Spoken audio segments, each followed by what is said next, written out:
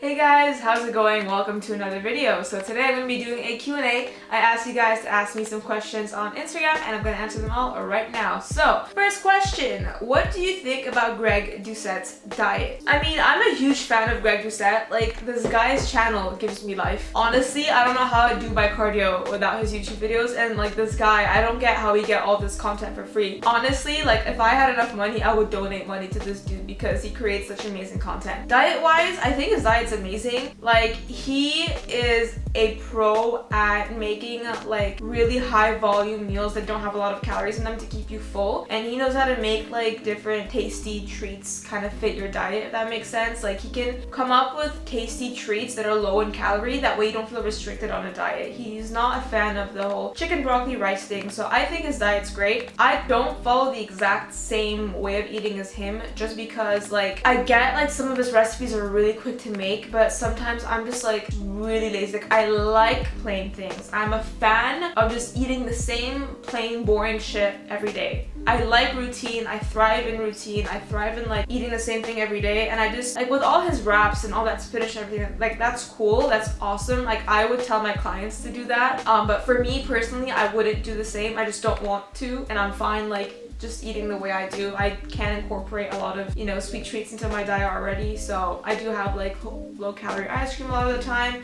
I add stevia to a lot of things to make them sweeter. I use low calorie like sweetening sauces and things like that. So yeah, overall I think his diet's amazing, but I just don't follow the exact same, and I don't think anyone should. Everyone's diet is completely different. I do have his cookbook though, and I did review his cookbook, so if you guys haven't seen that video, go check it out. I'm gonna link it right here. Next question, tips on solving a weight loss plateau. I have a video on this, I'll link it here, but I'll give you guys a quick recap of that video. So let's say you've been dieting for not very long and you've hit a plateau. Well, that's just time to make an adjustment to your calories and cardio. So you can reduce your calories or increase your cardio, or do a mixture of both. I'm a fan of always, you know, doing a mixture of both. Tiny reduction in calories, slightly more cardio, that way it's more sustainable. And if you've been dieting for a very, very long time, your metabolic hormones might be like out of balance and out of whack, and your body might just need a break from dieting altogether. So in order to basically fight back to the metabolic adaptation process, you could take a diet break where you drive your calories back up to maintenance by increasing your carbohydrate intake for a week or two. You should see that your weight might stabilize. You might even drop some weight due to a drop in cortisol, and your ghrelin, which is your hunger hormone, should go down.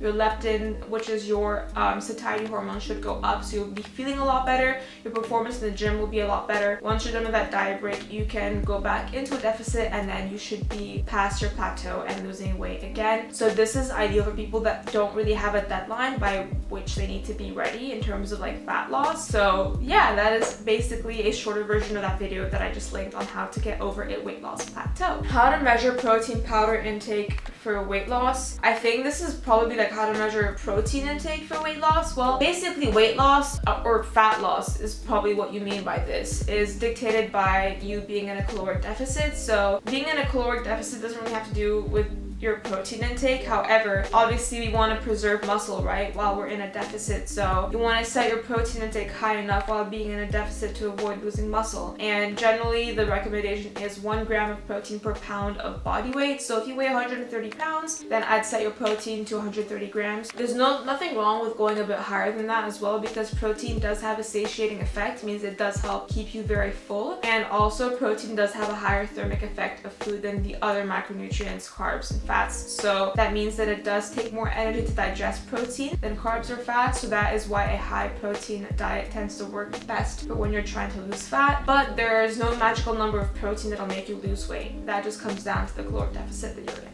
What are the benefits of GlycoHD? Are there any side effects? So GlycoHD is a glucose disposal agent supplement that I take from HD Muscle. You guys can use my code ALIA for 10% off HD Muscle products, by the way. Basically, a glucose disposal agent, what it does is when you consume a high carbohydrate meal, the carbohydrates can go either to your glycogen stores or to your fat stores. And what GlycoHD does is it makes sure that it takes those carbs and drives them to to your glycogen stores in your muscles. When your muscle glycogen is full, your performance in the gym is so much better because you use those glycogen stores for energy when you're lifting weights or when you're doing your cardio. So I'd highly recommend this whenever you're eating a high carb meal, or especially if you're having like a cheat meal that is super high in carbohydrates and you know that you're in a surplus. Then I'd recommend taking this supplement because it'll minimize the amount of fat storage and basically just drive those carbs to your muscle glycogen. And then even if you're in a deficit, your carbohydrate intake is super low, so you want to make sure that you're like capitalizing on the amount of carbs you're consuming basically. So I like to take GlycoHD with my high carb meals, preferably with my pre-workout meal. That's the meal that tends to have the most carbohydrates in it for me at the moment. And any side effects? Nope, no side effects. I haven't noticed anything, and there's no known side effects. So I'd highly recommend the supplement. Ever since I started taking it, I've noticed that in the gym I just feel like I can exert a lot more energy and my performance is a lot more optimized, if that makes sense. So yeah, most calories you've eaten in a single day or single meal. I'm not sure, because sometimes when I have full-on cheat days, well, I used to do full-on cheat days before, I never really tracked, and I would go out to eat food, and you can't really track your food very accurately, right, when you go out to eat. If I had to guesstimate, I think the highest number of calories I've had in a day is probably around 7,000 or 8,000. I'm not even joking. I can eat a lot of food.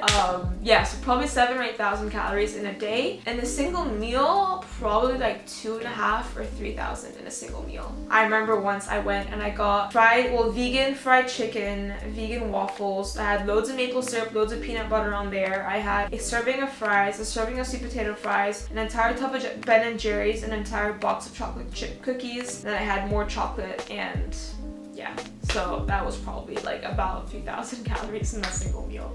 Do you believe in sweat products, like those belts that claim to make you sweat? Well, I mean, they do make you sweat, right? When you wear those sweat belts, like, they're not good for fat loss. Like, just because you're sweating more doesn't mean you're losing more fat. That's bullshit. So if these products claim to make you lose fat, then obviously I don't believe in them. But if you want to sweat just to get rid of some extra water retention, extra bloat, there's nothing wrong with that. Like, it's like why people go to saunas as well, to just sweat off the extra water retention that's in your body. So there's nothing wrong with using these products as long as you know what their like true purpose is. If you think they're gonna make you lose fat or like get smaller waist or whatever, then you're wrong. They're just there to make you sweat. That's what it is. So that's basically my opinion on them. I don't use them myself ever. I just do like really intense cardio and I sweat anyways. I sweat very easily. So yeah. How long till I see results? Well, this depends on so many factors. If you're a beginner, you can see results pretty quickly because there's this thing called newbie gains. Basically, when you start lifting, the results are like super quick. And then a few years down the line, when you become intermediate, advanced, it kind of just slows down. So if you're a beginner, you can see results pretty quickly. If you're following a training program, and if your nutrition, like, your diet doesn't have to be perfect, to be honest, but if you have a good diet and good training plan, obviously that's very broad and very vague, but you get what I mean. You can see progress in 6 weeks or 8 weeks of being consistent. You can see noticeable changes. Obviously, like, you can't just stop there, right? You have to keep going, and genetics do play a huge role. Some people can gain muscle a lot quicker than others, even though they follow the same training plan, just because they have superior genetics. So I guess a very broad general answer to this question would be, it depends. You always make jokes about steroids, but are you actually natural? Yeah, so I've been debating whether or not to talk about this on my Instagram, on my channel, but then I realized I watch a lot of YouTubers that are open and honest about it, and I like it when people are open and honest about these things. So I guess it's my turn to be open and honest about these things. I am going to just show you guys my cycle.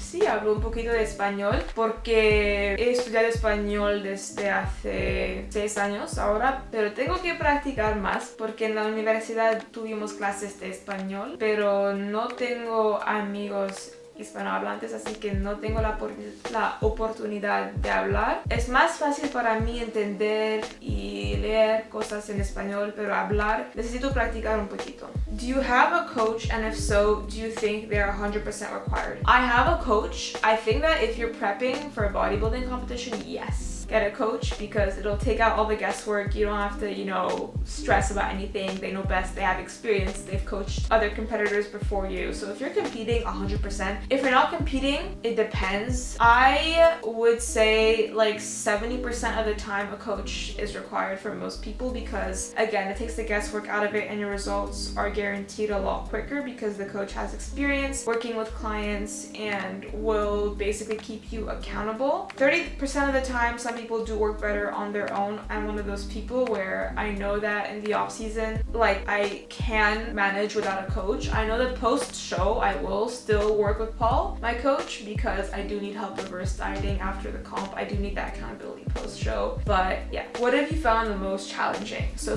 far during prep, what I found the most challenging is posing. Super difficult. I'm practicing like at least 3 or 4 times per week. It's just walking in heels that I'm trying to get used to, and I'm not a very elegant person. I don't have very good posture like in my upper body, so yeah, I'm working on it. And then just the food, like, I'm a hungry person. I like to eat.